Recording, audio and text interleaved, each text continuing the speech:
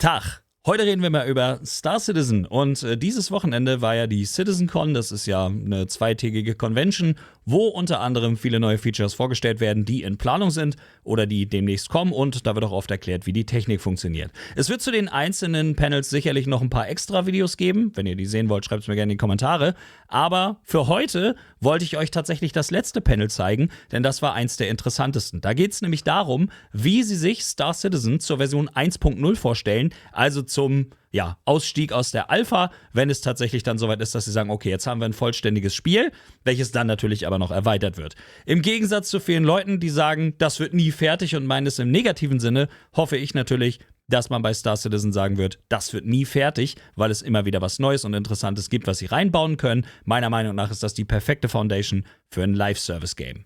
Wenn ihr euch Star Citizen mal angucken wollt, es ist aktuell im Sale. Es gibt auf die Avenger Titan 25% und mit einem Referral-Code bekommt man sogar gratis noch einen Hoverquad dazu. Diese Aktion machen sie ja immer wieder. Wenn ihr euch den Account mit meinem Link unter dem Video erstellt, kriegt ihr den Bonus auf jeden Fall. Oder ihr macht euch den Account jetzt schon und schaut in ein paar Wochen zur IAE zum Free Flight rein. Wobei da ist es meistens ein bisschen stressiger und laggiger. Jetzt will ich euch nicht weiter zuquatschen. Ich werde das Video komplett uncut lassen, damit ich mich an weiteren Content setzen kann und weil ich glaube, dass das in der Gänze ziemlich interessant gewesen ist, was sie da gesagt haben. Und wir sprechen auch währenddessen und auch danach noch ein bisschen über Star Citizen und da sind meiner Meinung nach auch ein paar interessante Infos dabei. Also, es wird ein langes Video. Holt euch vielleicht noch einen Snack oder einen Kaffee oder ein Bierchen und wir sehen uns hoffentlich beim nächsten Mal. Wenn ihr wollt, lasst für den Support gerne noch ein Like da, haut auf den Abo-Knopf und auf die Glocke. Je nach Belieben natürlich nur. Und dann sehen wir uns hoffentlich zum Ende der Woche zum Release von Black Ops in den Livestreams. Das wird was. Und jetzt viel Spaß mit dem Video. Tschüss. Ja, das sind einfach dieselben Kacknerds wie wir, die da auf der Bühne stehen. Nicht irgendwelche geleckten, durchpolierten Hipster-Dudes, Alter, die dir erzählen, wie thrilled und excited sie sind. Schon vorbei jetzt? Krass, Alter. Also, das wird eine lange Präsentation wahrscheinlich sein, aber... Star Citizen 1.0, jetzt wird's spannend. Rich Tyra, who's our senior game director, is going to come out with a few of our other directors and will lead you through what 1.0 will be. So, without further ado, alles Rich klar. Tyra. Cool, dass sie das jetzt wirklich auch angehen, das Thema. Also 4.0 steht ja vor der Tür mit Pyro. Schauen wir mal, was jetzt dann... So, my name is Rich Tyra. And I'm the Senior Game Director for Star Citizen and Squadron 42. Es ist ja halt mittlerweile wirklich greifbar, man merkt's, wenn man es spielt. And I've read many Spectrum and Reddit posts. Oh. And one consistent question I always see is, what type of game is Star Citizen? And I've read many answers. It's a PvE game. Das ist alles davon. PvP game. What about non-combat? Ultimately, it's all three. 3 types of players, 1 universe. So how do we connect those players to create a cohesive game and not just a set of features bolted together? And it comes back to that elegant, simple question. What type of game is Star Citizen? Well, today, we're going to find out. Okay, so before we get stuck into Star Citizen 1.0, I think I need to clarify a few things. Firstly, what about 4.0? Where does that fit in? Well, 4.0 is the patch that contains server meshing and Pyro. And fundamentally, it's an alpha development patch, which means it's adding further tech, features, and content to our alpha version of the game. Today, though, is beyond 4.0, all the way to 1.0. And the big difference is that 1.0 is the full release of the game. Okay, so what does that mean? How will it be different to a normal patch? Well, firstly, let's look at the 1. The 1 means we're committing to higher base performance and minimal bugs. Wobei die Performance mittlerweile schon echt die meiste Zeit ganz gut ist auf einem guten PC. This will be a fully released and polished experience. It means Also in fully 10 Jahren. rounded gameplay loops. From new player experience Okay, 20 Jahre. to story missions and endgame content. And crucially, it means no more resets between patches. Genau. So machen sie ja sowieso schon fast gar nicht mehr, aber... Ach so, die meinen die Resets von den ganzen Ausrüstungssachen und so. Ja. Persistent universe. Ja. Das passiert ja jetzt immer, ne? Wenn du einen neuen Patch hast, sind alle deine Schiffe wieder gestored und alles wird abgebaut und so. Just as important. It means we're still committed to continued development, with new content and features being planned post 1.0. Ja. But those features will no longer be tier 0. We'll be committing to a higher benchmark of quality for each patch, and most importantly, it's a moment in time. If there is a content, feature, or star system that we've mentioned in the past that is not in 1.0, it just means it will come later. 1.0 is more than just a number change. Also damit hat man ja gerechnet, aber es ist gut, dass man es nochmal jetzt klar weiß. Sie wollen einen Release machen und es dann live supporten. But before we move on, I want to address one important point. And for this, we need to go all the way back to the beginning. Here we are, the Kickstarter. As a backer myself, it brings back memories. And it also reminds me we had a lot of stretch goals. And one of those goals was 100 star systems. Tja. Aber mit der Technik, die sie gestern gezeigt haben, geht das auf jeden Fall schneller. The star systems of old are not the star systems of today. They were based on the privateer and freelancer model. Ja. They were unexplorable planets with an isolated and small Das ist eine ganz andere Ambition gewesen, viel kleiner. Und mehr ist nicht immer besser, das wissen wir ja jetzt durch Starfield. Was nützen dir 1000 Systeme, die keinen Spaß machen? 4 points of interest, and the entire 100 systems only had 90 POIs. Compare that to Stanton today, and we have 1,626 points of interest. And that is going to be dwarfed once we start using the Starchitect tool we saw yesterday. Ja. Also wenn jetzt einer sagt, aber die haben mir 1000 Systeme damals versprochen. Ja gut, wenn das 1000 Freelancer-Systeme waren, lieber sowas. Well, we will not be launching with 100 star systems. Nee. Because the game we have today was not just the game that was pitched back then. It's more rich. Ich finde es aber besser, dass das draus geworden ist. Mögen alte Bäcker vielleicht anders sehen. And I mean a lot more. Okay, so now I've defined what 1.0 is. Let's get into the cool stuff. Aber da haben sie jetzt wirklich was Besonderes draus gemacht. Star Citizen, by its very nature, is a sandbox MMO. Today, you as a player have to find the fun. You have to figure out what you can do and how to do it. If you want to be a hauler or salvager, you have to know those professions exist. You have to know what ships support that gameplay. And you have to rely on outside resources for help. As it is now, the game is not set up to help you. Nee. So we're going to add a soft framework, a nervous system that connects all the professions, ships, and content together. And to do this, we're going to add a main story. Eine Story in SC? To help. Lol. Okay, damit habe ich wirklich nicht gerechnet. Also ja, es sind MMOs ja normal, aber ich dachte, das bleibt ein Sandbox-MMO. Hat das einer von euch kommen sehen? Ich nicht. Ist ja viel geiler, ins Game reinzukommen mit sowas.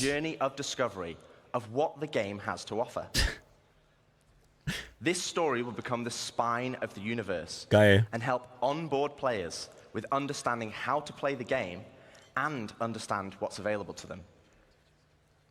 This story will also introduce each of our guilds. Genau. And what professions we have to offer. Like the United Resource Workers. Also nicht zu verwechseln mit Orks. Orks sind Spieler, Gilden sind In-Universe-Gilden. Also They also support many other features and professions, like repair technician, crafter, and builder. Wie Fraktionen. Guilds are hugely important in Star Citizen, and as you know by now, guilds are comprised of many factions. As you work for each of these factions, you will gain guild reputation. You can then use this reputation as a currency to purchase guild-affiliated rewards, like ships, blueprints, and items. And each guild will have a unique inventory of what they offer. Alongside economic growth, guild reputation will become a core progression of the game. And to talk more about guilds and our main story, I'd like to introduce David Haddock onto the stage, our very own narrative director.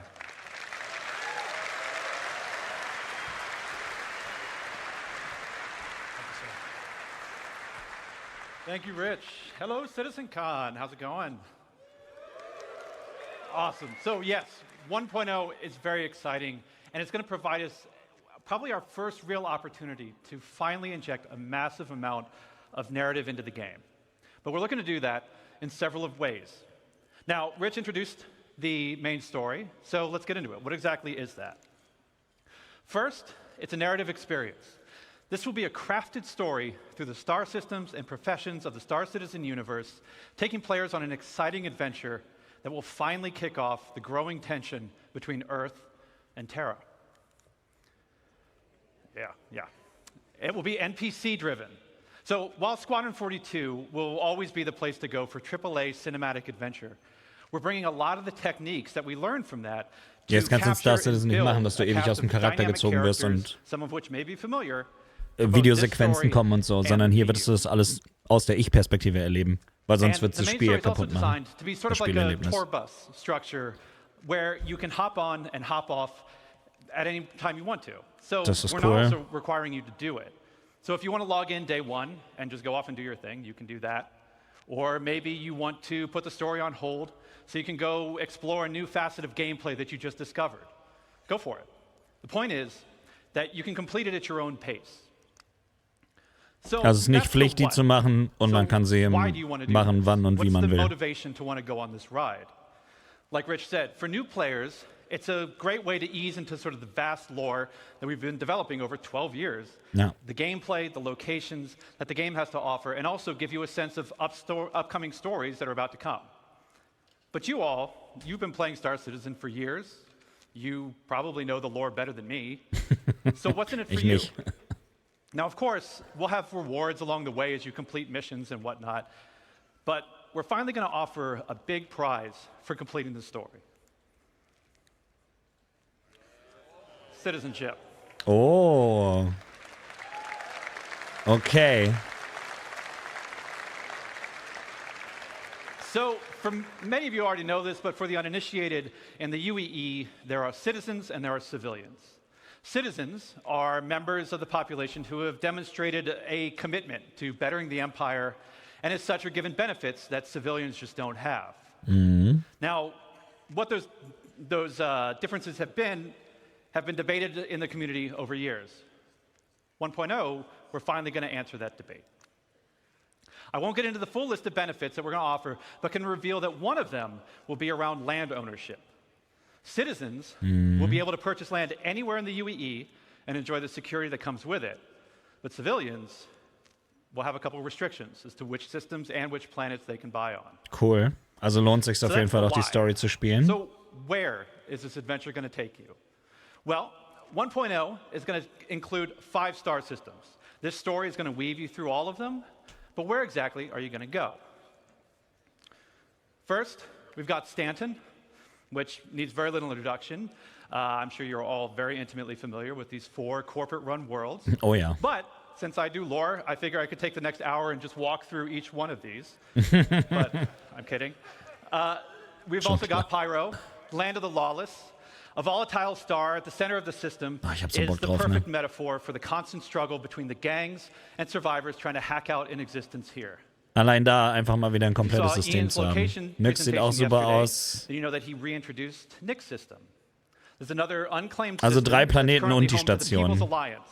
Sehr schön. A wannabe independent government formed during the Messer era, but now struggling with the burdens of governance, a growing outlaw presence, and a new threat on their doorstep from Vandal raids.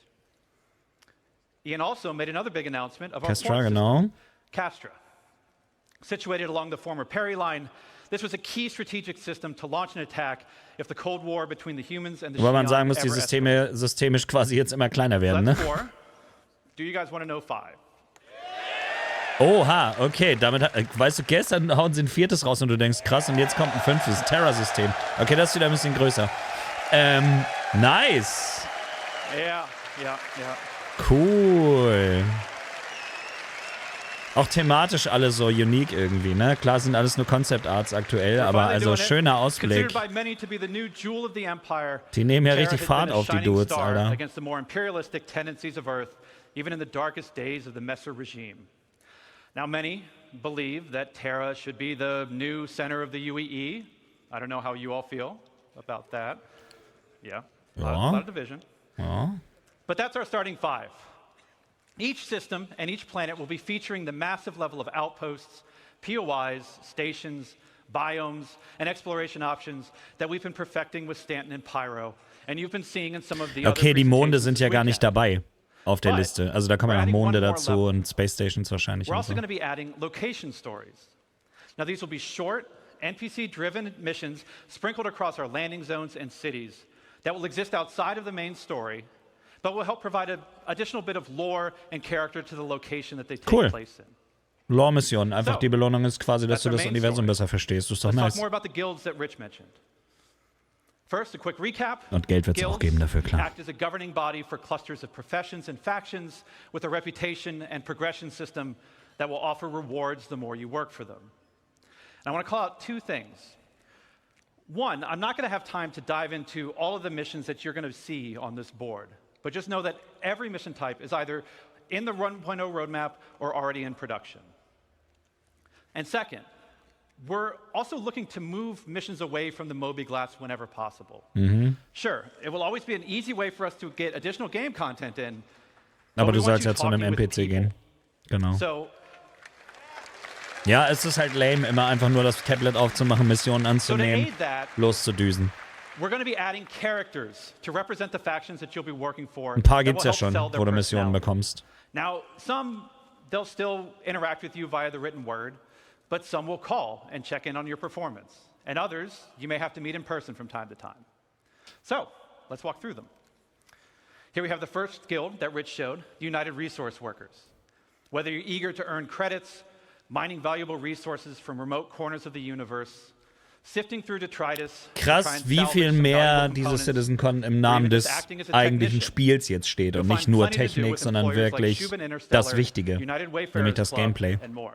dass ein richtiges Spiel draus wird. Next, you have one of the oldest unions in the UEE, the Interstellar Transport Guild. This will be the go-to place for everybody looking to make their fortune hauling and trading. Some of the factions Das Problem ist, that ich will many of you eigentlich jeden already work for Gameplay-Loop now, aktuell such am as liebsten Ling Family machen. Hauling, Redwind, and FTL. And we're going to be adding something special for the daredevils out there. The Imperial Sports Federation. Geil. Eine Racing-Gilde in-game.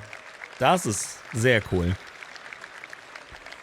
Das ist So nämlich aside auch from eine the echt usual spaßige racetracks that are Tätigkeit. both legitimate and illegitimate, we're actually going to be leveraging some of our existing mechanics to build new sports and provide an outlet for all you Murray Cup enthusiasts, Cargo Olympians, and competitors to see just who's the best out there. For those who dream of exploring, I'm sure we have a couple here. Nice. Cool. We have the Academy of Sciences that was brought up yesterday in the social presentation, if you saw that. This is a science guild that will include factions like the Imperial Cartography Center, who will task you with a variety of missions to better understand our universe, such as sending you into a nebula to do deep scans, or finally seeing what's at the bottom of that planetary canyon. We're going to have a new faction called High Point Wilderness Specialists, who will offer missions associated with the various fauna that we're starting to get into the game. From population control missions to harvesting Du specific kannst resources for research. Feuerwehrmann werden.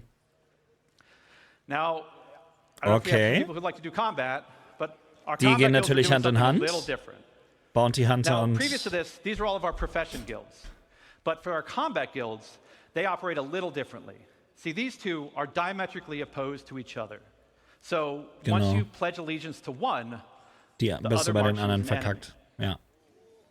So muss es on sein. the lawful side, Du we have entscheidest the dich, Mercenary bist du ein Guild. Verbrecher oder They bist du represent ein factions like Eckhart Cop Security, sozusagen oder the Bounty Bounty Hunters Hunter. Guild, and even some military contractors.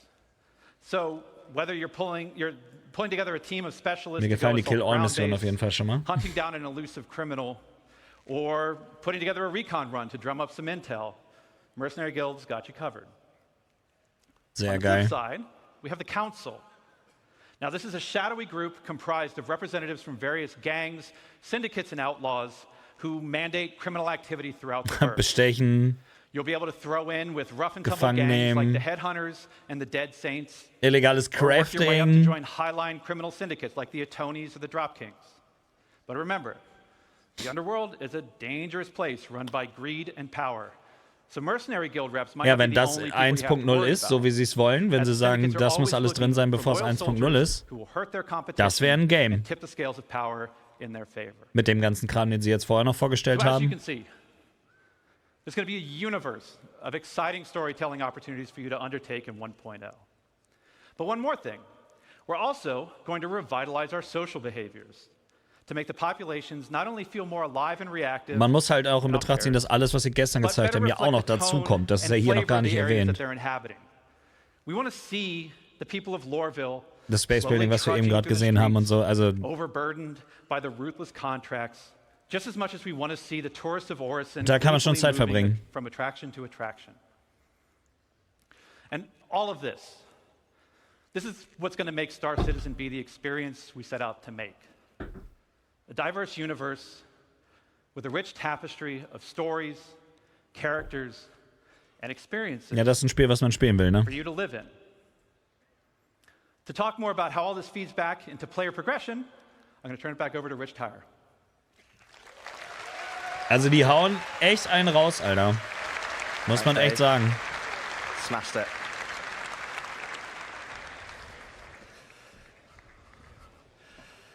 Thanks, Dave. Okay, so we have a main story to connect the universe. We have all the guilds and their associated professions. And we have location stories to give the world depth and life. Crucially, though, we have a new core progression in the game, guild reputation. But what about our other core progression in the game? The economy. Genau, das ist auch ein So, großer Faktor as für we've dieses discussed MMO. before, we'll be implementing a Star Sim-powered dynamic economy that Lange will nichts von gehört automatically übrigens. adjust the in-game prices based on player activity. Das macht's halt auch lebendig, ne? But for Ich credits möchte ein to Summary actually machen, ja, matter, ich weiß though, aber nicht, wie schnell ich we damit need to bin. have an Danke für den economy Prime where Workster. credits flow out as well as in.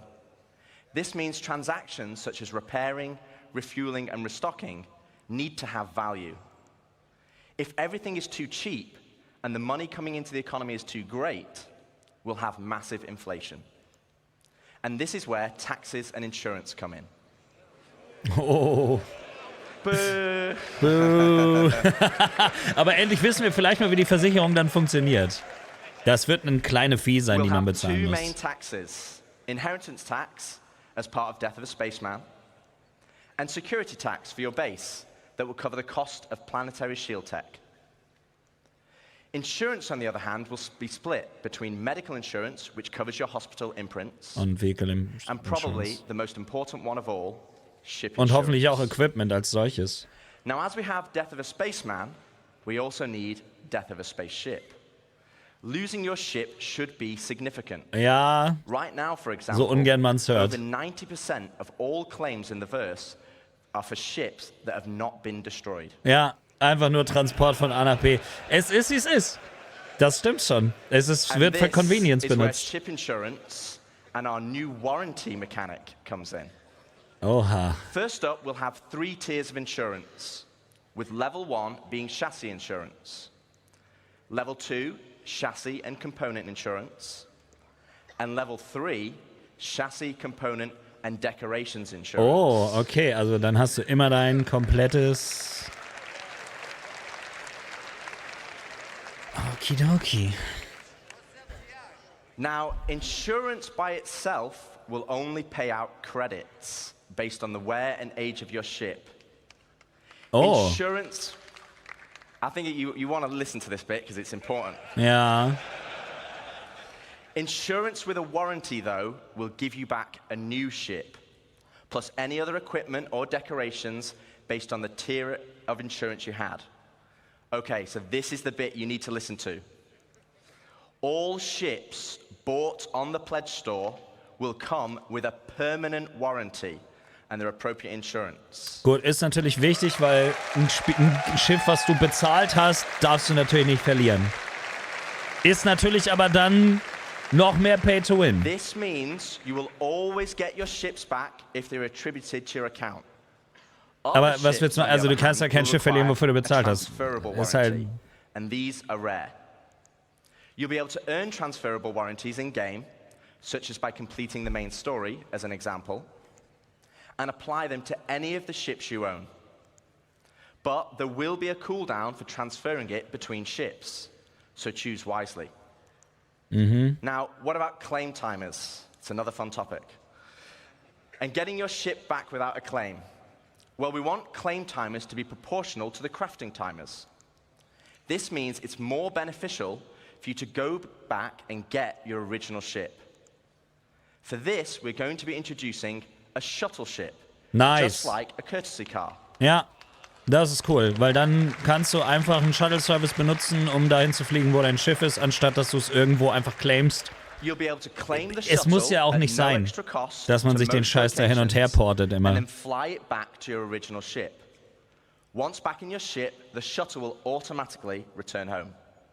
Nee, es wird ja später gar keine Schiffe mehr zu kaufen geben, wenn das Spiel raus ist. Aber die Leute, die es vorher schon gebackt haben, haben dann halt einen Vorteil auf ihren Schiffen, den du dir ja aber in-game sicherlich auch kaufen kannst. Aber es ist trotzdem Pay-to-Win. Also es ist jetzt ja auch schon Pay-to-Win. Da muss man noch mal gucken, wie es nachher genau funktioniert. Aber da bin ich skeptisch und vorsichtig bei sowas. So sehr ich das Game auch liebe. And larger capital-sized ships taking a long time. So it's always better to try and get your ship back if possible. Okay, so we've talked about our two core progressions, but what does that mean to you as a player? Well, firstly, it means we have a framework where we can start creating. Also wenn ich das richtig verstanden habe, hast du auf jeden Fall die Möglichkeit, in-game auch so eine volle Versicherung zu kaufen, dass du immer alles zurückbekommst. Okay, so right now für die Schiffe, die du dir erspielt hast. You probably enjoy mining. And the reward for mining is credits and the enjoyment. Aber die LTI macht dann ja richtig Sinn, weil du dir dann wirklich nie Gedanken darüber machen musst, dass du dein Schiff vielleicht verlierst. And this is where cyclical gameplay loops come in. Firstly, let's add all the manufacturers and ships in. I'll just give you a moment to take that in, because there's a lot. Ja. I actually had to ask them to take the variants out because it didn't fit on this slide. Klar. And let's zoom all the way into the prospector, a stalwart of the mining community. But let's say I really fancy acquiring a military Mark II Hornet. Let's go on a simplified journey of how I could get one. Jetzt wird's interessant, ja. Wie erspielt man sich dann ein 1.0er Schiff? It's a military ship, so I'm going to need to craft it. That means I will need the fabrication hangar blueprint. Luckily, I can earn it by doing mining missions to gain rep with the United Resource Workers, and I already have the perfect ship, my trusty prospector.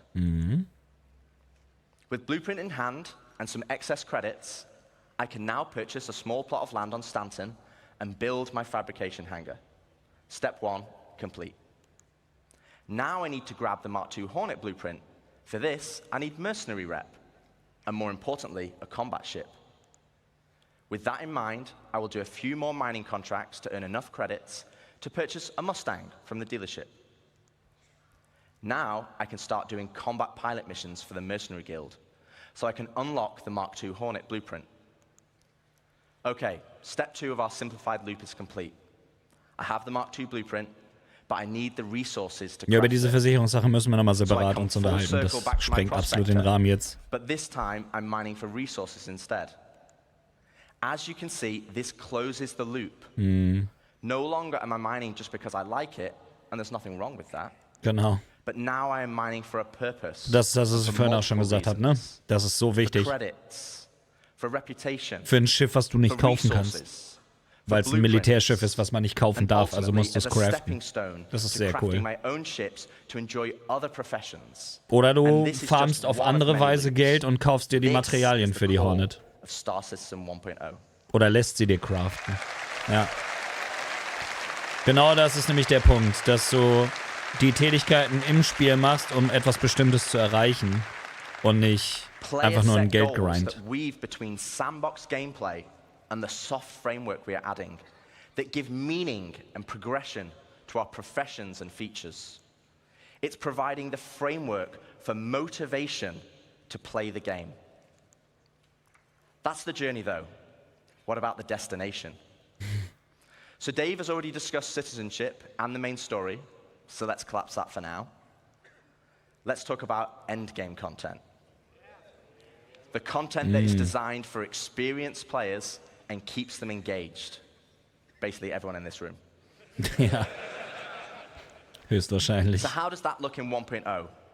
Firstly, we'll have open world content, including missions, group missions, and server-wide events, like we have today, but tailored to endgame players. While the sandbox element of Star Citizen will allow for large-scale battles, we also want to provide challenging instanced content that will take full advantage of not only multi-crew ships, but fleets of ships. And you kind of know how we do that. Das wird richtig Spaß machen, auf jeden Fall dann. And as you progress through the guilds, PvP kommt ja you'll auch be able to accept dazu. high-level contracts from government agencies who will offer prototype and military blueprints as rewards. These missions will require the full coordination of multiple players and an assorted fleet of capital, support, and fighter ships. You will finally be able to become the admiral of the fleet, directing your armada from your hologlobe, which, yes, is a feature included in 1.0. Wie cool. Was wir im Trailer zum Singleplayer-Game nur in einem Cinematic gesehen haben, bist du dann selber. Du hast dann da dein Strategie-Holo und kannst dann Leute delegieren. Specialized on foot missions that see you enter the depths of distribution centers and municipal works in small, tight-knit squads that provide an Naja, outlet und in for our Städten more und so haben sie ja auch schon FPS-focused gezeigt, ne? Hast ja players. die Instanzen, wo du dich so On durchkämpfst und top of so. all this will sit a dynamic layer powered by StarSim. While StarSim will be the driving force in our dynamic economy, it will also track player and AI activity and dynamically spawn events based on their actions. Ja, ist doch gut, dass andere Leute sich die auch For dann example, if einfach it tracks craften oder large kaufen amounts können. of resources Die Hornet. being moved from one Niemand hat home gesagt, dass location to die another, niemand anders it bekommen will have darf. a chance to spawn pirates to intercept. All this combined will provide just a portion of the endgame experience. And I'd love to delve deeper, but that's for another day, as we still have a lot to show. So we've discussed non-combat professions and guilds, cyclical gameplay loops, and endgame PvE content. But what about PvP? What about player versus player content? Was ja sowieso immer ist. As you know, 1.0 will contain 5 star systems. 3 of these being lawful in Stanton, Castra, and Terra, and 2 of them being unlawful in Pyro and Nyx. So what's the difference? Let's take a look at Stanton. Lawful systems will be a mixture of high, medium, and low security areas. Each of these areas will be monitored by law enforcement agencies. And depending on the location, will dictate the emergency response time, with high-sec areas being the fastest. Initially, this response will be measured, but over time will escalate to overwhelming force. This means if someone is attacked, if they can just hold out for a short duration, help will be on the way. Das ist ja cool. Pirates will be able to disrupt this monitoring by shutting down the nearby comm arrays, Klar. but this will be highlighted in your star map, with dynamic missions being generated to bring it back online. But this is the PvP you already know and experience right now. Ja, aber just trotzdem. without security forces. Allein, dass Before du we eine jump into Meldung an unlawful kriegst. system, let's explore what options you have if you pirate a ship. Okay, so first up, let's discuss ownership. All ships and high-value items that you own will automatically be assigned to you. This means if someone steals your ship, you can mark it as stolen, either via an insurance claim or in your Mobi. Lol. This will then trigger a dead man switch on the stolen ship, meaning it will cease to function after a period of time. Okay. But what options does this leave as a pirate? Well, you can still salvage it. You can tow it back to your fabrication hangar to dismantle it for resources. Auch cool.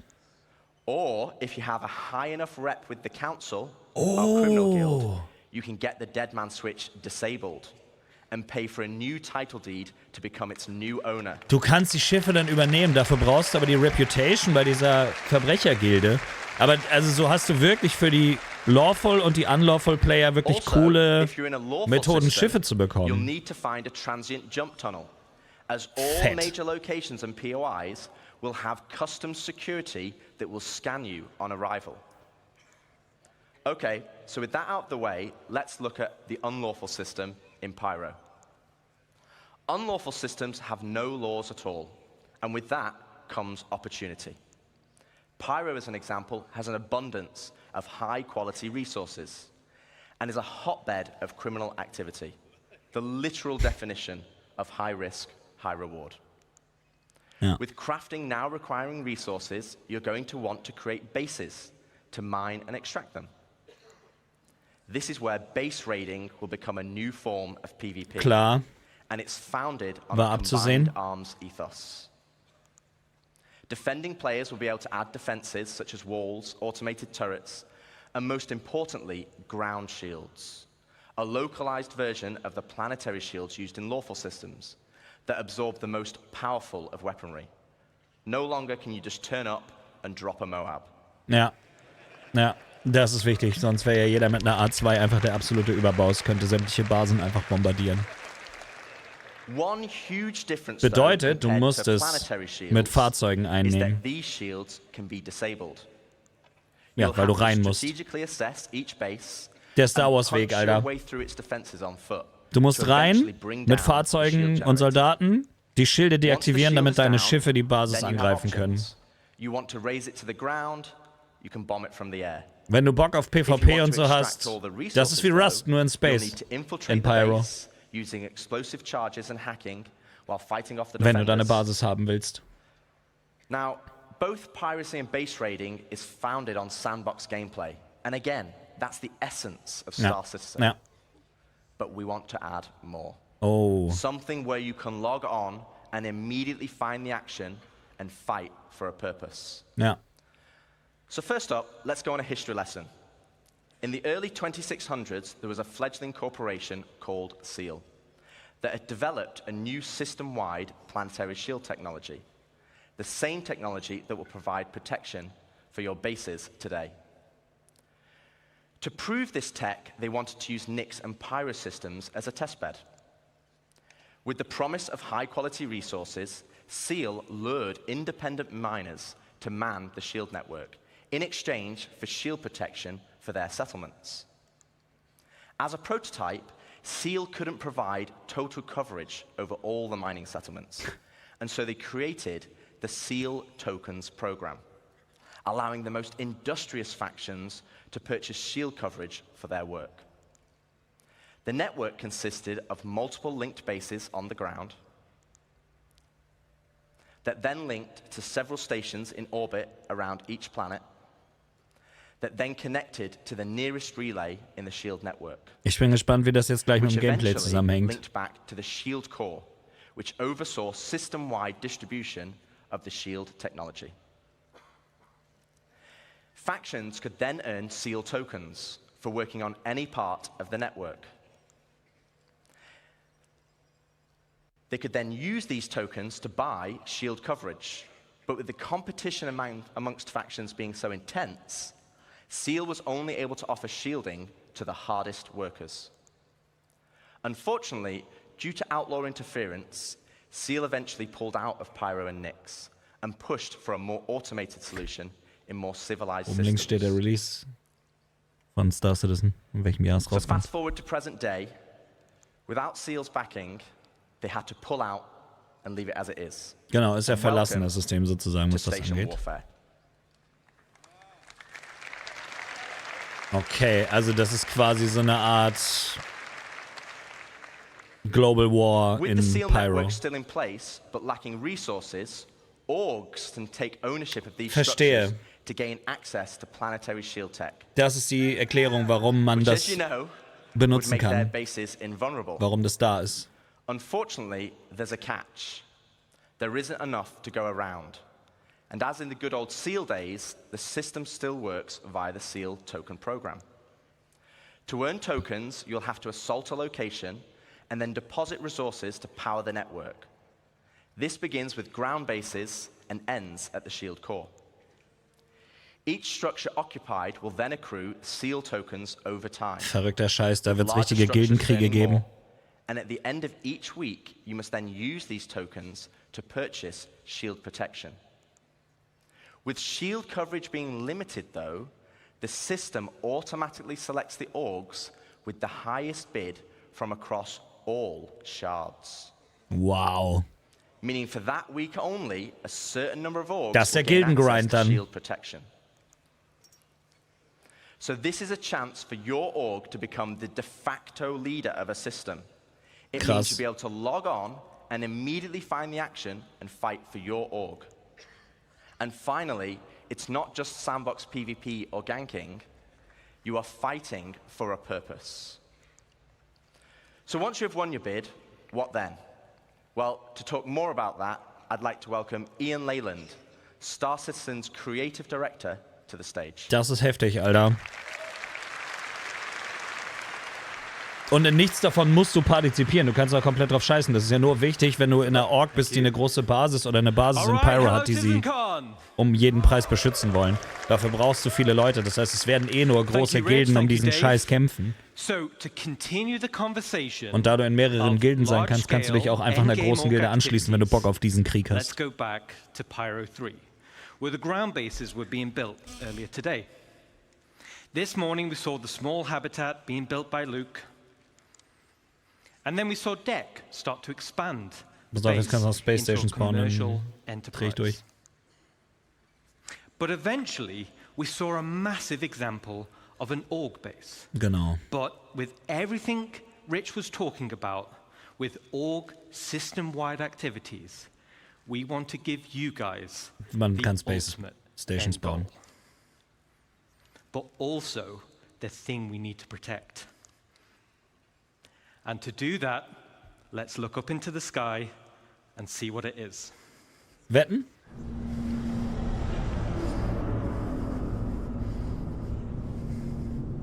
Da schnauft jemand. Ich bin's nicht.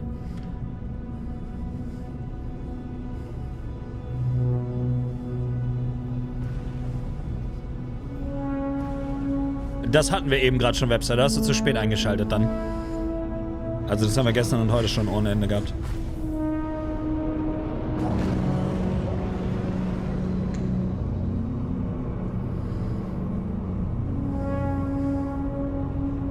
Sie wollen die Zeus auch unbedingt verkaufen, ne? Aber es ist auch ein cool aussehendes Schiff auf jeden Fall. Ich freue mich auf die Bounty Hunter Version. Ja, was habe ich gesagt? Krass. Aber Gildenstationen oder Org-Stationen zu haben, ist halt eigentlich ein No-Brainer, ne? In so einem Persistent Game. Und dann kannst du die ausbauen. Man sieht ja schon dieses modulare System. Abgefahren. Also ich will hoffen, dass das eine Crafted Base ist und nicht eine Station, die man kaufen kann. Also wenn man die Station im Pledge Store kaufen kann, würde ich das sehr lame finden, glaube ich. Das muss was sein, was man sich craften muss als Org. Wenn Orks einfach zusammenlegen können und das kaufen, das wäre furchtbar. Aber da sie ja vom Crafting gerade geredet haben und vom Base-Building, kann ich mir nicht vorstellen, dass das nicht so ist.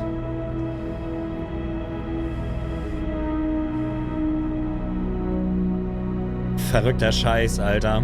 Also so viele Sachen, mit denen ich jetzt nicht gerechnet hätte heute.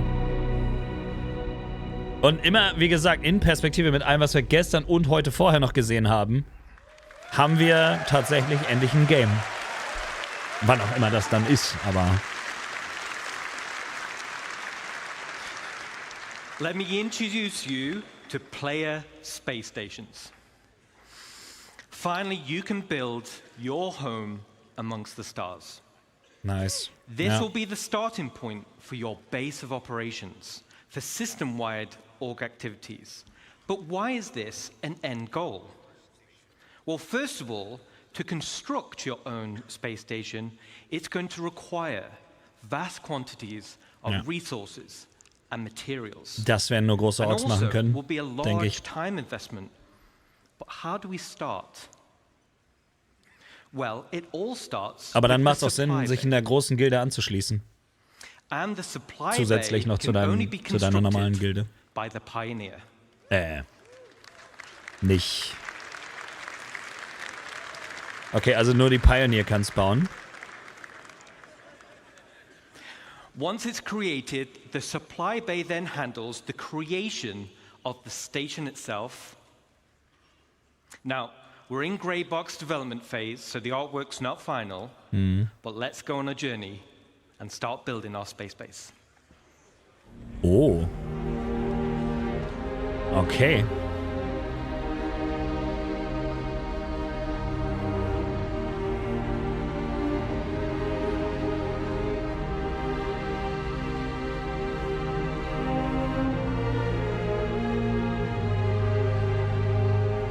Also wir machen gerne eine Org, aber ich bezweifle sehr stark, dass wir eine Org haben werden, die solche Space Stations baut. Das sehe ich einfach nicht. Die Leute, die bisher mitmachen, sind so ein chaotischer Haufen. Ich liebe euch, aber das ist einfach... Sowas erfordert richtig Struktur. Und ich würde das nie organisieren, das müsste jemand anders machen.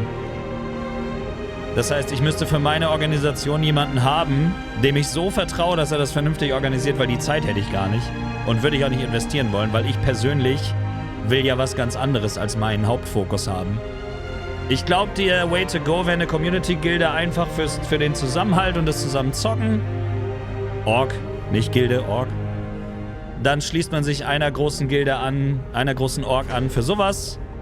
Und wer will und die Zeit reinpacken will und die Skills mitbringt, der kann dann nochmal in eine spezialisierte Org rein, die noch was anderes macht. Ich glaube, da du in mehrere Orgs rein kannst, wenn du sowas mitmachen willst hier, da musst du dich an der großen Organisation beteiligen. Das wird etwas sein, was die meisten einfach nicht haben. Da brauchst du wirklich viele Spieler für, die auch wirklich dediziert mitspielen. Und wenn ich mir so angucke, was wir bisher an Community-Zeug gemacht haben, glaube ich einfach nicht, dass das was wird. Der Zeitraffer ist sehr geil, ja.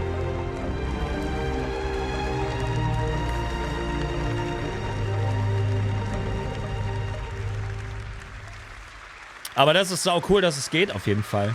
Das macht viel aus. Vor allen Dingen, die wirst du ja auch beschützen müssen, wenn du die in Pyro hinsetzt. Supply Bay, okay, Awesome. ja. Das sind die Drohnen. So as you saw, the cargo grid of the supply bay consumes resources. And the required resources Basen werden wir haben, will be aber substantial. Space Stations sind And ja will das need to be Endgoal. topped up over time. So this means orgs will be encouraged to have efficient logistic networks to feed the supply bay. And as Rich outlined with professions, it's ideal if your org is well-rounded in terms of roles. 1.0 Panel, ja. Even the starter Flugmodell, nein. can Wurde noch nichts contribute. gesagt. Glaube ich ja nicht, dass sie heute The dazu was supply sagen. bay has automated construction zones, which are used to create the station. And unlike ground bases, many drones are used at once to create the base. Once the station is built, the supply bay then integrates into the station itself. So here we are. We've built our core station module, and it's big.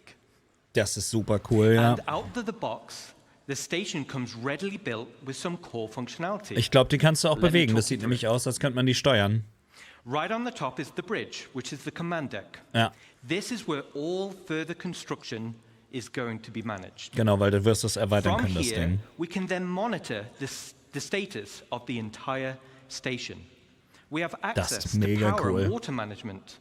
Power and cooling is something you'll need to consider. Ich meine, vielleicht habe ich carefully. bis dahin ja eine mega riesige Community. It also is an area to set permissions for who can enter particular areas. Ich bin ja schon einer Either der divided größeren by the deutschen ranks Star of the org Citizen Leute itself auf or Twitch. open to the public. Aber And there'll be a radar station to track the activity da outside müssen wir the nochmal base. richtig.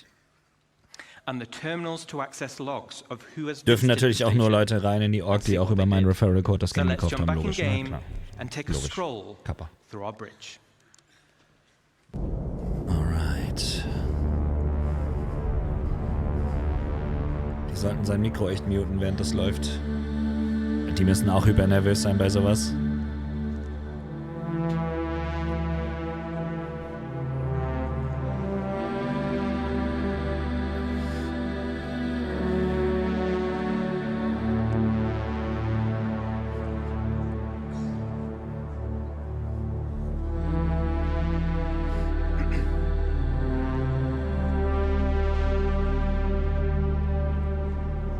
wirklich cool.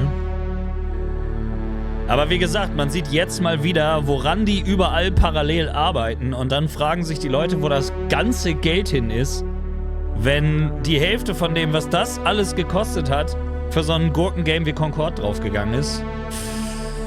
Ja, ich weiß nicht, Alter. Also so, ich finde es jetzt nicht so übertrieben krass schlimm, wie alle mal sagen.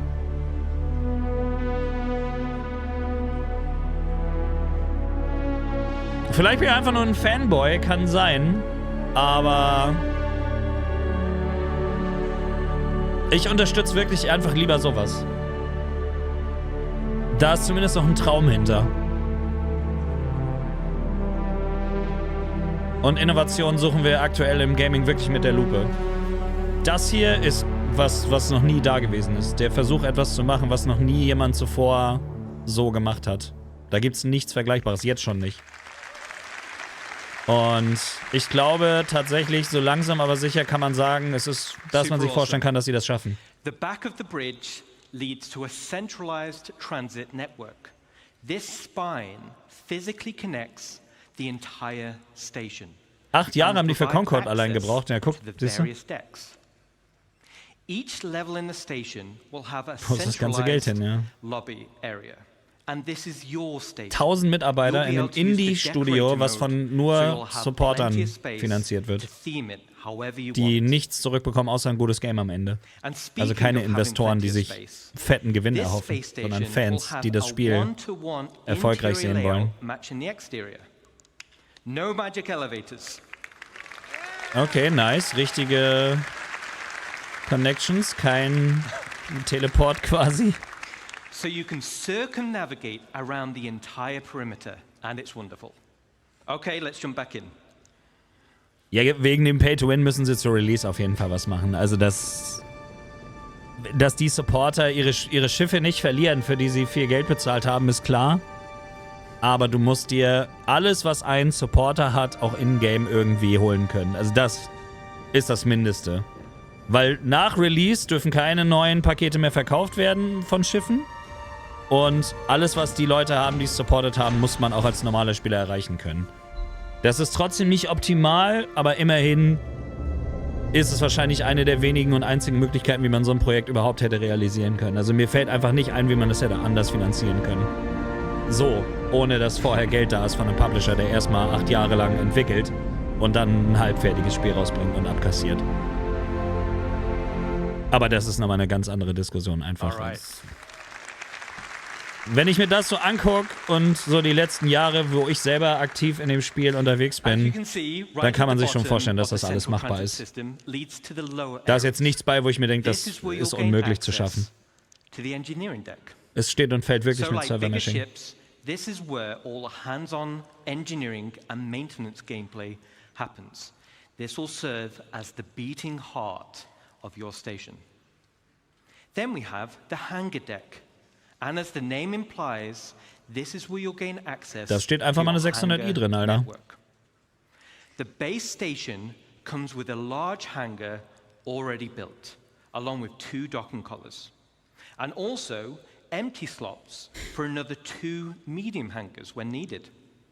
There will be a vast network of internal road systems, meaning you can quickly drive from one hangar to the other. No elevators needed. Das sieht auch ein bisschen aus wie die Pyro Stations, nur wenn sie noch ganz wären, ne? Crazy shit, Alter. Ja, das nenne ich doch mal ein Endgame. Und da das alles PvP ist, musst du den ganzen Scheiß auch noch beschützen. Und zusammenarbeiten. Also so eine Base in Pyro zu haben, das ist heftig.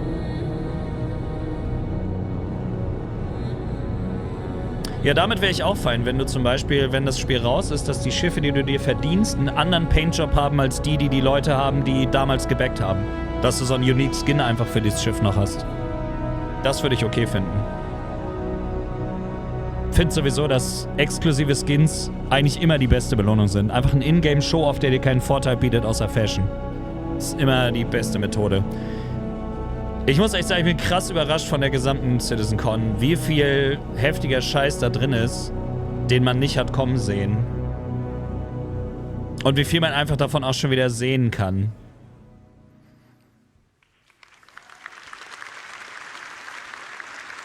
Nee, die Station können sie nicht in Sale Park. Also die Station kann nicht in den Pledge Store. Das wäre das Schlimmste, was sie machen können.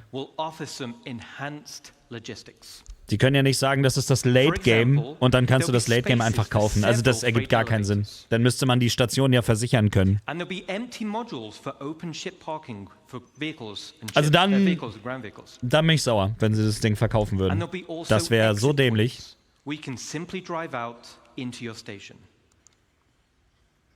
Then there'll be also an upper level for the observation deck. From the observation deck, you'll have a control room. And from here, you'll have master control over the freight elevators and the vehicle elevators.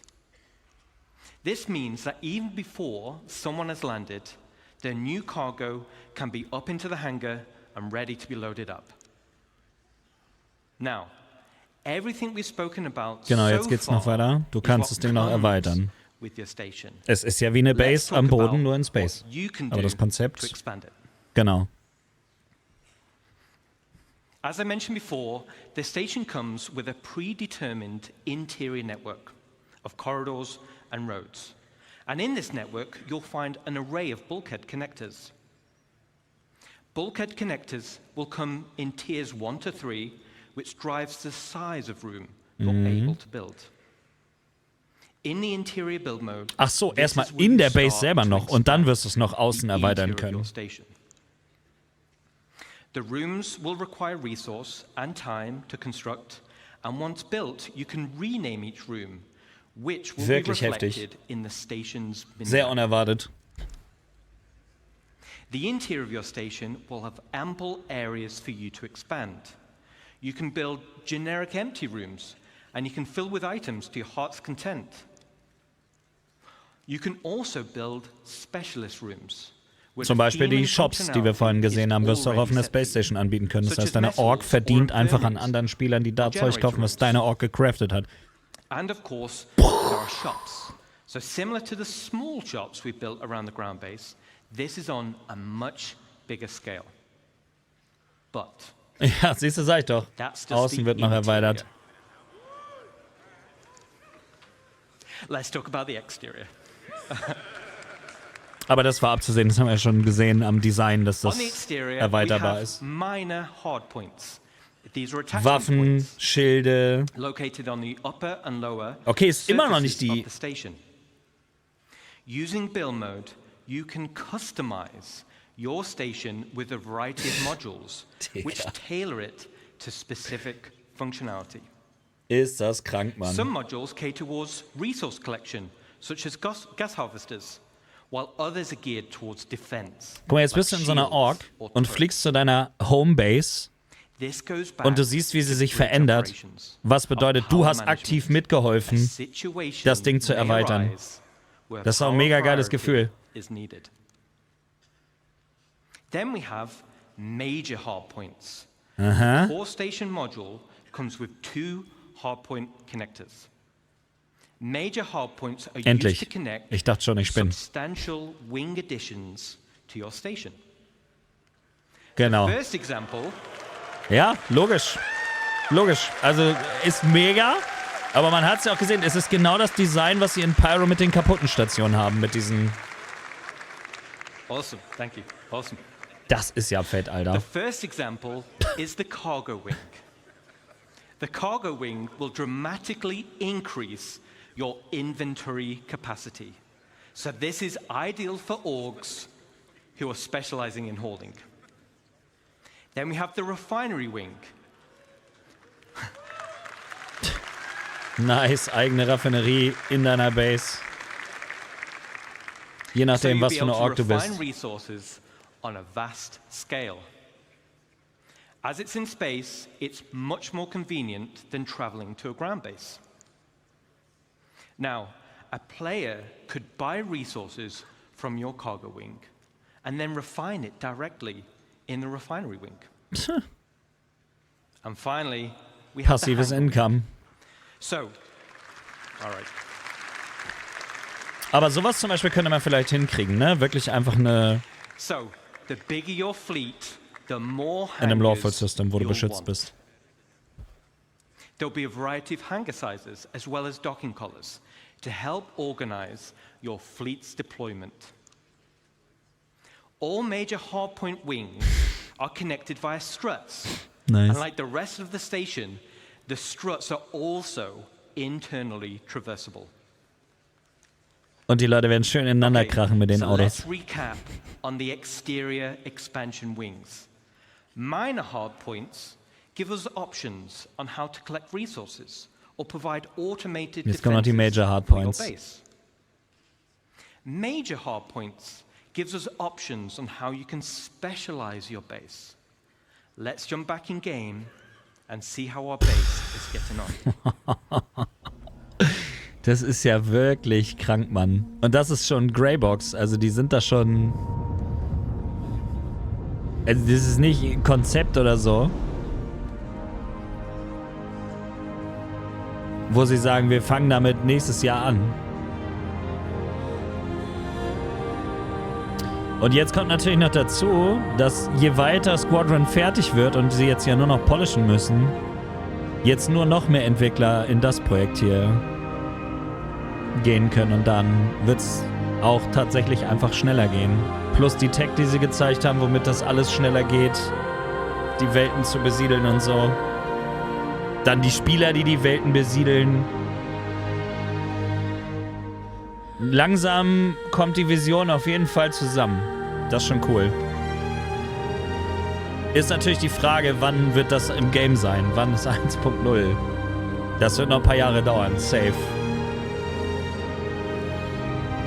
Aber wenn man sieht, was die da vorhaben, und wie gesagt, wenn du 8 Jahre Concorde für mindestens 300, 400 Millionen, was Sony da auf den Kopf gehauen hat, und da wurde nicht mal viel Werbung für gemacht oder so. Andere Spiele hauen teilweise riesige Budgets nur für Werbung raus. Das machen die maximal über so eine Con, die dann ja Eintritt kostet.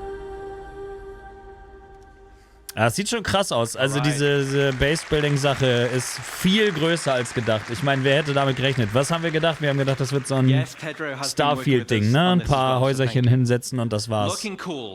Das kommt komplett überraschend. As expansion. Similar to ground bases, nice, ja, Mann. You'll be able to earn tints for your station and you'll be able to apply sehr geil, sehr wichtig auch, ja. Hoffentlich auch innen.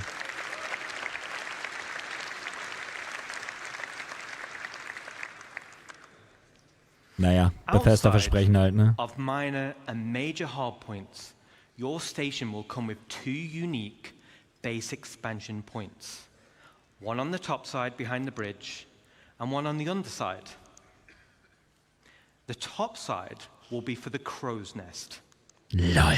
Now, all the other modules built so far have very specific functionality. But I'll admit, this is for the org members out there who want the ultimate in personal space. Oh, dann kannst du deine Scheiß-Base schön von oben wie so ein Overlord beobachten.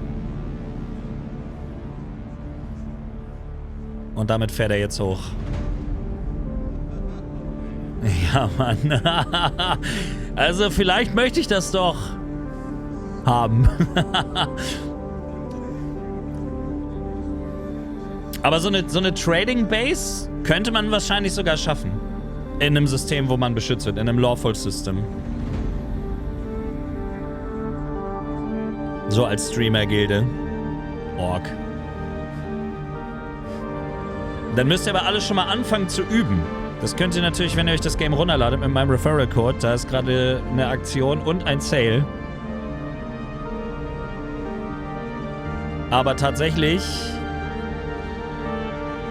glaube ich schon, dass das machbar ist.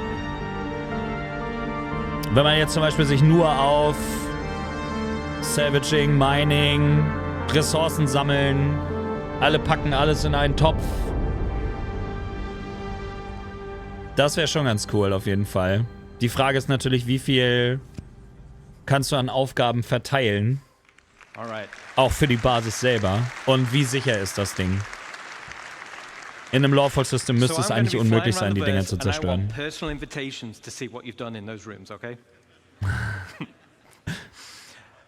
Da ist der Jedi-Rat, ja Mann. Now let's talk about the underside. This is going to be for the flight deck. Es hört nicht auf, Digga. Which also comes with an additional 3 major hardpoints. Wow. The flight deck is perfect for your rapid reaction forces.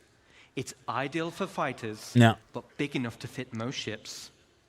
It's the perfect home for your station's defensive air wing. And just like the hangars, there'll be an observation deck which can override freight elevators, making rearming quicker and easier during Ja, du musst einmal nur ein Starterpaket kaufen für nicht mal 50 Euro aktuell oder 62, wenn du das gute Sale-Angebot für die Avenger Titan nehmen willst. Und dann hast du das Game.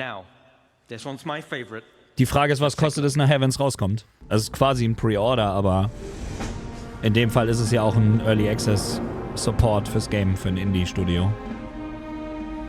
Aber ja, also wenn man sich überlegt, was da alles jetzt schon drin ist, was noch reinkommt, wie viel Zeit ich da drin verbracht habe, wie viel Spielzeit, dann wäre selbst ein großes Paket zu rechtfertigen, aber ein kleines in jedem Fall, finde ich.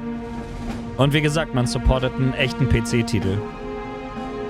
Einen der wenigen, die es noch gibt. Nee, es gibt keine Serverauswahl, du kannst einfach rein ins Verse. Also es gibt Server, aber du wirst einfach auf einen Server aktuell gepackt. Später hängen die alle zusammen. Das ist ja absolut insane, Alter. Aber wäre schon cool, als Community so eine Station zu haben, wo du dann auch die du dann verteidigst und so. Hat schon was. Also ich sag dir eins, wenn sie jetzt gleich damit kommen, ja, hier könnt ihr jetzt im Pledge Store kaufen für 2000 Euro, dann bin ich sauer. Aber das können sie nicht machen. Also sie können das Ding auf gar keinen Fall verkaufen. Das macht gar keinen Sinn, weil das ist der Endgame-Play-Loop für Orks. Das wäre saudumm. But why do you need a flight deck for your rapid defenses force? Well, if you've built your super awesome station in a super lawless system, now you're the potential targets for others. Genau, aber deswegen macht das nur Sinn für riesige Orks, sowas in Pyro zu bauen. You've got in your inventories. And let's say we didn't win the station warfare bid that Rich mentioned. Let's take a look at the inevitable. Aber solche riesigen Orks können so ein Ding auch ratzfatz wieder aufbauen, wenn sie es verlieren. Denke ich mal. Aber ja, also sowas muss auch sein. Also es ist ja deine eigene Wahl, ob du deine Ork in Pyro aufbaust oder nicht.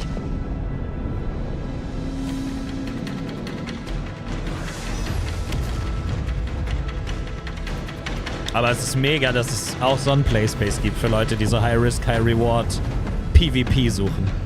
Also im Grunde genommen, wie gesagt, Tarkov auf Steroide im Weltraum. Mit Basenbau und Gildenbasenbau. Absolut krank, Mann.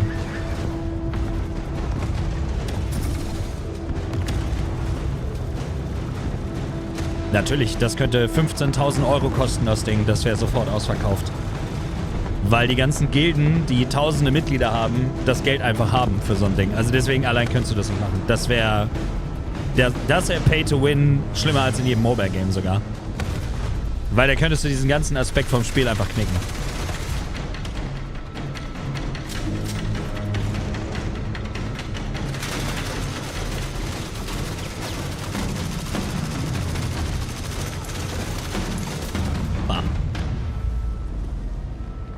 Ja, aber genau das ist ja der Aspekt, der das Spiel nachher so geil macht, ne? Dass das ist alles PvP. Dass das alles so ein MMO PvP auf deiner eigenen Station, die angegriffen wird. Nice. Also es wäre halt gut, wenn du die Station nicht gänzlich zerstören kannst. Wenn du sie nur überfallen kannst, ausrauben, aber du die Station behältst. Also das wäre, denke ich, das Sinnvollste. Wenn du die Station komplett zerstören könntest, das wäre dumm. Weil da könntest du als Streamer zum Beispiel gar keine Station bauen, weil du hundertprozentig einfach der Fokus von allen möglichen Leuten wärst. It's also a defensive fortress. The exterior of the station itself can take quite a beating. It's going to be very hard to damage. So the goal of attackers instead will be to punch a hole through the defenses and get inside. Genau. The optimal way to do this will be to infiltrate through the flight deck or EVA hatches and work your way up. Aber wie geil, um seine Station zu kämpfen. Yes. Once inside and you've cleared out a hangar, you may also want to consider airlifting in a tank or two to clear some corridors. Nice. Raiders will have to hack freight elevators or bulkheads in order to gain access. And of course, bring enough ships with them to start hauling out the loot. Gaining control of the bridge will allow access to storage, which would otherwise be unhackable. So, as a defender, there are a variety of automated defenses you're able to install internally within the station, such as blast doors, which seal shut, systems to Alter, wie umfangreich das alles ist, hätte ich im Leben nicht gedacht, dass das Space Building so heftig ist.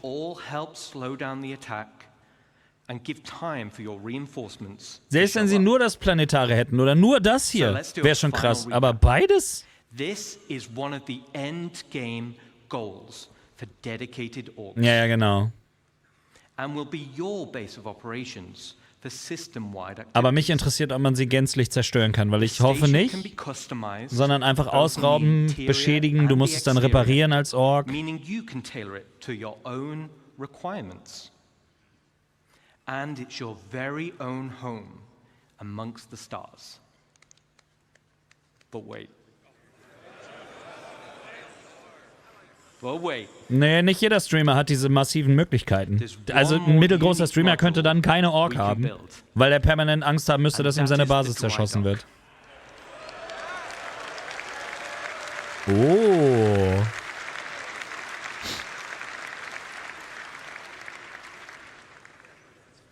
This unique slot will be at the back of the station. It has its very own dedicated observation room with crafting stations, and has a transit tram which runs along the inside of the arms, leading to the docking collars where your ship will be constructed. So, the only question still remains, what sizes of ship can we build? Let's take a look. Ziemlich groß, vermute ich mal, wenn er so schon kommt.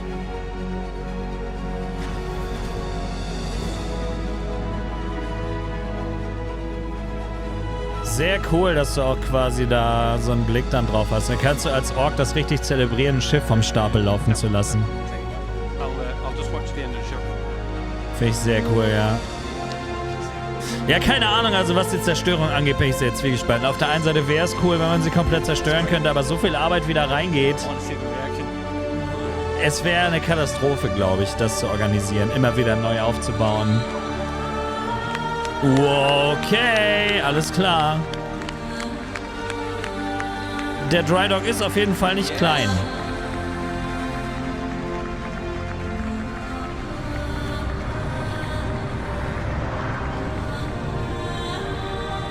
Das ist ja krank, Junge.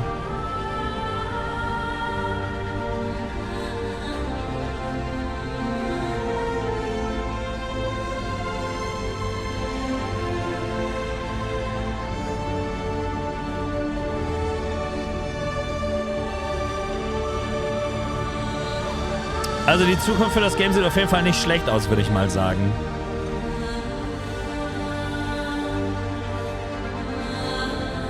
Nicht übel für ein Online-MMO.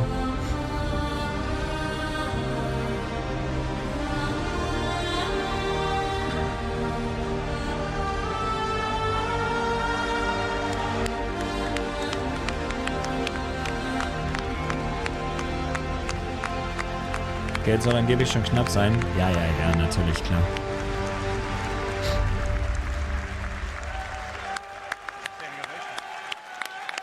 Theoretisch müssen sie nur durchhalten, bis Squadron rauskommt. Da kommt so viel Geld wieder rein. Thanks, Ian. So, now we're talking. Wenn das wirklich stimmen sollte, glaube ich aber nicht. Keine Ahnung. Ich bin da vorsichtig in diesen ganzen Leaks. Wer will das wissen? Ultimate end goal for any org. Okay, so let's take a step back.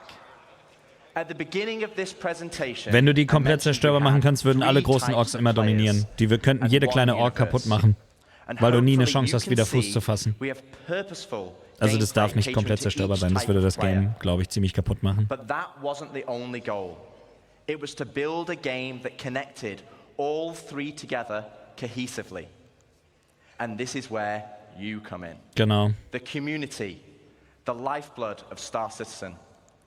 Whether you're a PvE player delving for unique crafting blueprints, a non-combat player mining for high-quality resources, or building a base with your friends. Ja, habe ich gesehen. Or a PvP player fighting for your org in station warfare to protect your base.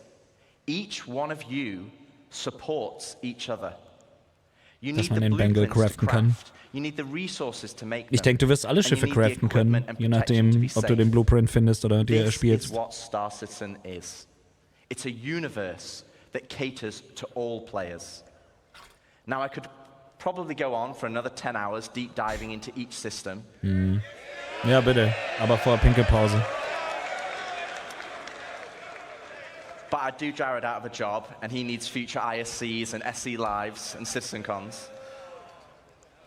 Today was to reaffirm what type of game we are making.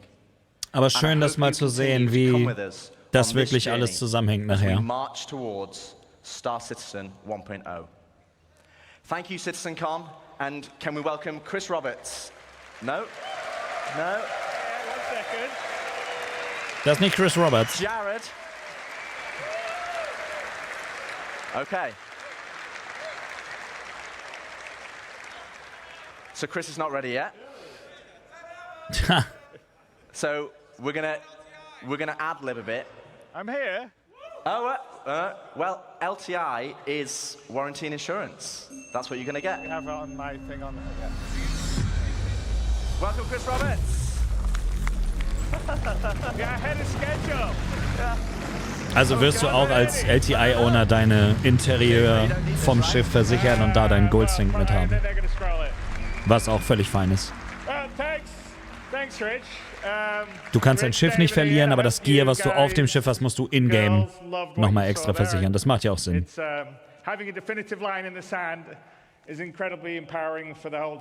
Restate wird er nicht sagen.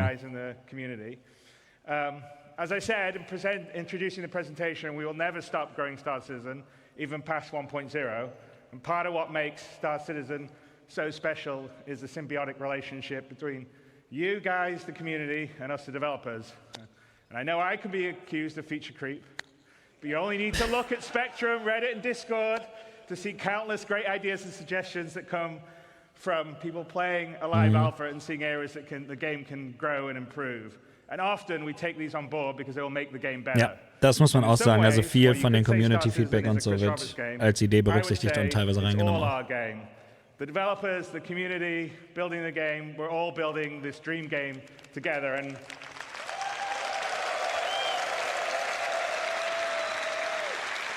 I think that's what makes it special. I think that's why you guys and girls have been here for as long as you have and have supported us through thick and thin because we're doing something together. And I don't think in almost any other game you have the opportunity to be involved at that level and have your voices heard. Das ist absolut einzigartig, das Projekt, auch in dem Punkt. Occasionally we'll do things and you guys are like, no, that sucks. And we're like, yeah, you're right, we'll change it. Manchmal sagen sie auch, nein, das ist gut so. We definitely read and look and hear all the stuff that you write. Some of it may not be so nice, but a lot of it is really great. And we take it aboard because we're just trying to build this amazing universe for Das merkt man, finde ich auch. Also man merkt, die wollen wirklich ein gutes und spannendes, neues Produkt machen. Give us a finish line in terms of feature and content we are committed to delivering for when your life in the verse becomes truly persistent, your gameplay Da bin ich in Rente, da habe ich viel Zeit. Possessions you collect and earn will persist even as we deliver more content and features. I think that's incredibly important for really finally being able to fully commit and not just go, okay, well, I'll play for a while until the next patch comes out. And it's also a market for the game to be more stable, well optimized and incredibly friendly for new players. Finde ich nicht. Wie gesagt, 10 Jahre ist doch nichts für das, was die bisher schon erreicht haben, wenn du dir anguckst, was andere Spiele in 20 Jahren nicht hingekriegt haben. Man braucht Geduld für sowas, wenn man was Besonderes will. Das ist halt nun mal so. Crowdfunded vor allen Dingen. Welches Indie-Game macht denn sowas? As you can see by our constant presentations, we're always looking to make whatever we can do, whether it's the visuals, the audio, various ways to make the gameplay better. That's something we will always be working on. So we'll always keep the game at the bleeding edge of graphics, sound, physics, and yes, we'll support VR, and we actually have some of that in the background. Offiziell confirmed also, was man ja schon von den Devs hin und wieder mal so munkeln hat hören. Also kompletter VR-Support. So I hope you've enjoyed this year's CitizenCon. We demoed a small prologue that opens. Hätte mich aber auch gewundert, wenn nicht. Live. Pioniere bei Headtracking, Face-over-IP und sonst was. As I said, there's a really great full playthrough, no crashes, that Rich did immediately afterward that's up on YouTube. And we've given a date to finally deliver the spiritual successor to Wing Commander that the team and I feel comfortable in hitting. Wie gesagt, selbst allein nur wenn Squadron 42 geil wird, hat sich die ganze Reise schon gelohnt. Meiner Meinung nach. 4.0 and server meshing and Pyro is coming at the end of this year. We're already in Evercati on 4.0. I think some people have been streaming some stuff. Das wird mega auf jeden Fall. Continually stabilize and improve the experience as it moves into PTU and then goes Pyro live. wird schon mal eine neue Wiederbelebung auf jeden Fall. We will have delivered the majority of what we showed last year at CitizenCon. Was stimmt?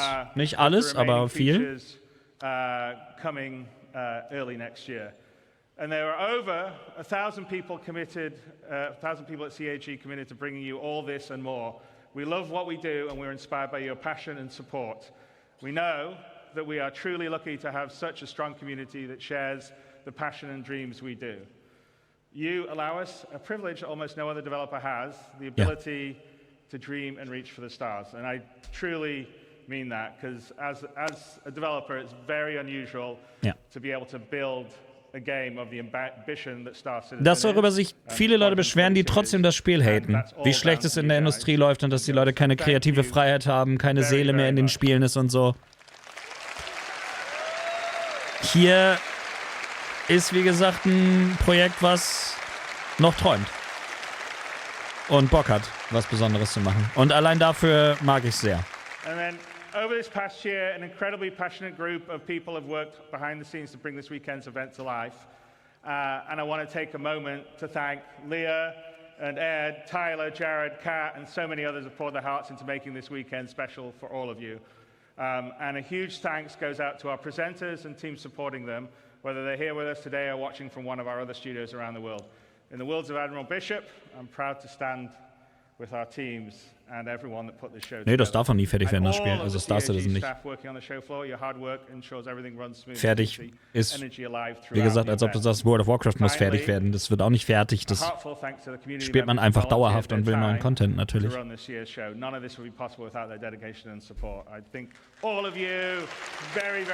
Ja, du kannst jetzt über Roberts lachen oder so mit seiner Mentalität und seinen Träumereien, aber nur so einer würde so ein Spiel überhaupt auch angehen.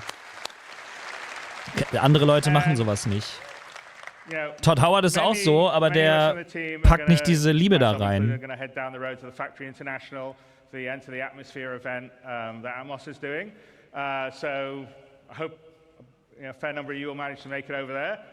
Die Grafikkarte ist egal, CPU bauen das Game. Mittlerweile ist ja auch DLSS drin.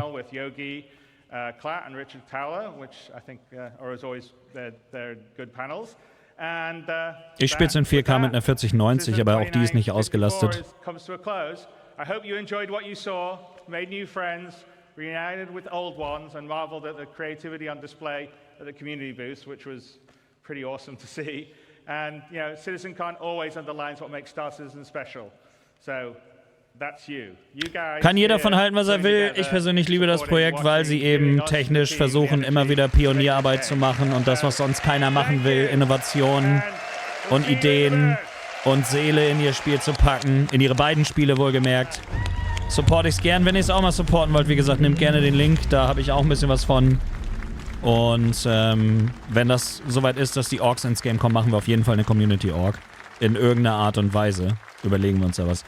Krasses CitizenCon auf jeden Fall. Also muss echt sagen, das war überraschend umfangreich. Letztes Jahr war schon heftig.